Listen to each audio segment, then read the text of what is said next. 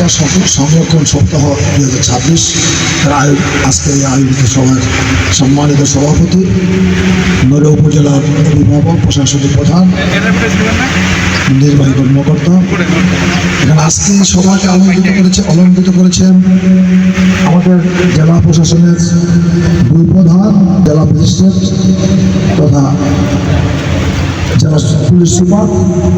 উপস্থিত রয়েছেন জেলা মৎস্য কর্মকর্তা সহ উপজেলার বিভিন্ন প্রশাসনিক কর্মকর্তা এবং আমার সামনে যাদেরকে নিয়ে আজকের এই আয়োজন, আমার জেলে ভাইয়েরা, আমার পাশাপাশি সমাজের বুঝবান লোকজন, সকলকে সালাম, আসসালামু আলাইকুম।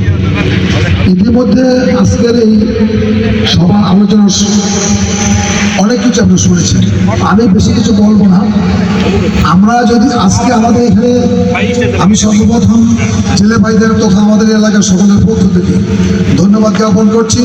এমন একটি সুন্দর পরিবেশে আপনাদের সামনে যারা উপস্থিত রয়েছেন তারা আমাদের শরীয়তপুর জেলার অভিভাবক, সকল দিক দিয়ে প্রশাসনিক, সামাজিক উন্নয়ন, অগ্রগতি সকল কিছু ধারক বাহক যারা আমাদের নিয়ে চিন্তা ভাবনা সদস্যতা করেন, সেই প্রধানগণ উপস্থিত।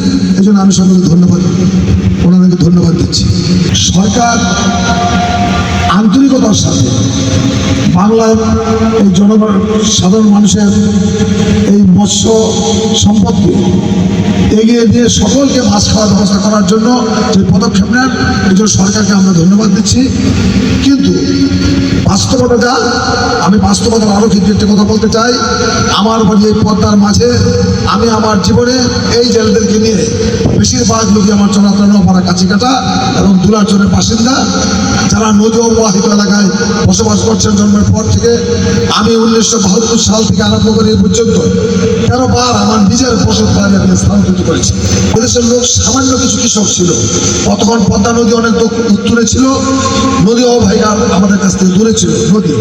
পরবর্তীতে আমাদের এই জীবিকা এই পেশা গ্রহণ করতে আমরা বাধ্য হয়েছি। প্রাকৃতিক এই দুর্যোগের মধ্য দিয়ে, ভাঙাভাঙার মধ্য দিয়ে, ব্যবসা বাণিজ্য সব নষ্ট করে দিয়ে সর্বশেষ আমরা মাছ ধরার পথটাকে বেছে নিয়েছি। আমি নিজেও এলাকা রক্ষণাবেক্ষণের সহকারে আমি নিজেও কিন্তু এখানে একটু আরো দিনের ব্যবসা করি, কারণ যেহেতু আমাদের এলাকা ভাঙা করার মধ্য দিয়ে চলছে, স্থায়ীভাবে আমাদের এলাকায় বসে ব্যবসা বাণিজ্য করার সুযোগ সুবিধা কম। পাশাপাশি যেহেতু আমি দেশে থাকি, একটা বিরাট অংশকে দেখভাল করতে হয় আমার চলাচল নপাড়া। 1988 সালে আমাদের চলাচল নপাড়ার 1 ইঞ্চি মাটিও ছিল না, তখন সকলকে আমাদের দক্ষিণ বাড়ি এসে বসবাস করতে হয়েছিল। আমি এখানে প্রশাসনকে, আমি কর্মকর্তাদেরকে সাধারণ স্বরূপ কিছু কথা বলতে চাই।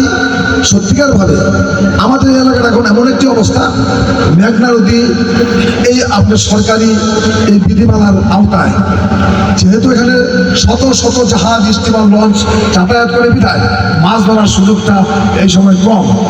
এখানে একটু জাহাজ, স্টিমার এবং যাতায়াতের বাহন কম বিধায় মৎস্য আহরণ করার জন্য মোহনপুর, মুন্সিগঞ্জ, চাঁদপুর, নীলকমলের সমস্ত জেলেরা সব এখানে এই সময় ওদিকে বন্ধ থাকে বিদায় সব এখানে চলে আসে। এখানে আমাদের সকলের সমন্বিত প্রয়াসে এটাকে রুখে দেওয়া সম্ভব। শুধু প্রশাসন দিয়ে সম্ভব না, আমরা যারা আরোদার হয়েছি, সচেতন ব্যক্তিবর্গ রয়েছি, আমরা যদি তাদের সাথে সামিল হয়ে যদি অ্যাকচুয়ালি ওটাকে আমরা যদি রাখার চেষ্টা করি যে বাইরের কোনো জেলে এখানে আসতে পারবে না, তাহলে অনেকটাই পারওয়ানি প্রথম বন্ধ হয়ে যাবে। এখানে আপনি ঝাটকা ধরা তথা ইলিশ ধরা, অন্যান্য মাছ আহরণ করা বন্ধ হবে। আপনারা যে প্রশাসন থেকে আমাদের প্রশাসনিকভাবে যে সহায়তা জেলেদেরকে করা হয়, এটা অপ্রতুল, এটা বেশি না।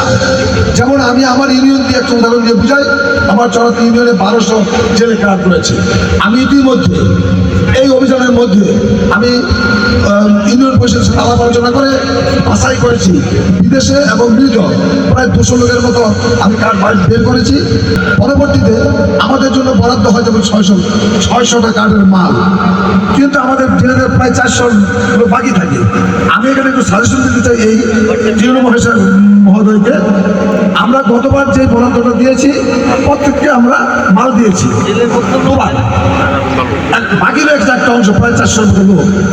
বাকি যারা রয়েছে তারা তখন কি করে, এরা মাল পায়, আমরা যদি পাই না আমরা মাছ ধরবো। এই আপনি যদি প্রত্যেক ইউনিয়ন পরিষদকে যদি যারা এই জেলে কার্ডের আওতায় রয়েছে ইউনিয়ন পরিষদগুলা বলেন যে যারা বাকি রয়েছে তাদেরকে এবার দিয়ে ওই যেখানে আরো যারা একবার পেয়েছে তাদের মধ্যে অগ্রাধিকার ভিত্তিতে যারা বেশি নিডি তাদেরকে দেওয়া হোক, বাকিরা তারা পাবে না। একটা অংশ মাল পাই না তখন ওরা চলে আসে এখানে মাছ ধরতে। পাশাপাশি এই উসিলায় ওই যে আশেপাশের যে লোকগুলো আছে অন্য থানা থেকে এখানে একটু নিরাপদ মনে করে জাহাজ স্টিমার চলে না, রাত্রে ওরা সব দিলে ধরে না, রাত্রে ধরে, যার জন্য যে কষ্টটা আপনাদের কষ্ট হয় সেই সহায়তাটা কিন্তু আমরা সমাজে যারা সজাগ ব্যক্তি আছি বিশেষ করে আমরা আরো তাদেরকে ছাড়ি দিই। যেমন বর্তমানে এলাকায় কোনো কিছু ঘটলে আমি বিএনপি সমিতির দায়িত্ব পালন করি বিধায় সব বদলে আমার কাঁধে পড়ে, কিন্তু আমার আরো তার ভাইরাও কিন্তু গোপনে গোপনে অনেকে যাদের চরিত্রের উন্নতি ঘটে নাই তারা কিন্তু সে সহায়তা করে।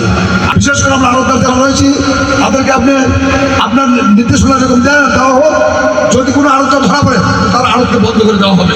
সুতরাং তাহলে আমার মনে হয় যে অনেকটা রোধ করা সম্ভব। আর বিশেষ করে আমি সাংবাদিক ভাইদেরকে বলবো, আপনারা আন্তরিক সাংবাদিকতা যে নীতি নিয়ম তাই যদি আপনারা পালন করার চেষ্টা করেন তাহলে অনেকটা সম্ভব। আর পুলিশ প্রশাসনের যারা রয়েছে যেহেতু তাদের মধ্য দিয়ে আমাদের সমস্ত সমাজকে আমরা সুন্দর সাবলীল করার চেষ্টা করি, এই জন্য আমি বেশি কিছু বলবো না।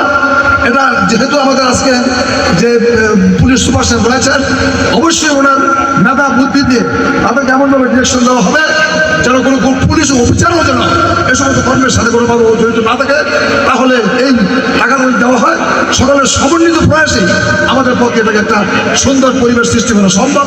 এইটা বলে আজকে আপনাদের উপস্থিত রয়েছে আমাদের যেহেতু অভিভাবক, যেহেতু গার্জিয়ান, পুলিশ সুপার সহ জেলা প্রশাসক, তাদের কথা আপনারা পদ থেকে শ্রবণ করে সেই কথা মানবেন কিনা আপনারা বলেন, তাহলে আপনার পদ থেকে হাত উঠিয়ে দেখান যে আমরা সে কথা মানবো। সুতরাং আমি আমার বেশি কিছু বলবো না, আমি আপনাদের পাশে আছি, সুবিধা অসুবিধা হলে আমাকে বলবেন, আমি আসবো, কিন্তু অন্যায় মতো কোনো পথকে সুবিধা দিয়ে আপনারা চেষ্টা করবেন না, তাহলে কিন্তু আমরা আপনাদেরকে ছাড়াতেও যাবো না, সুপারিশ করবো। সকলকে ধন্যবাদ। আসসালাম।